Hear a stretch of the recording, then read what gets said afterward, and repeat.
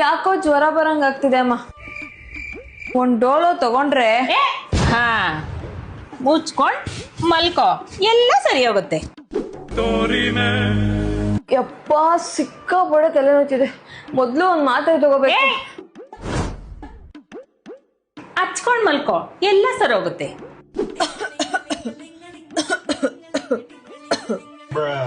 ಓ bathroom ಅಲ್ಲಿ ಉಗ್ದಿರ್ಬೇಕು, miss ಆಗಿ.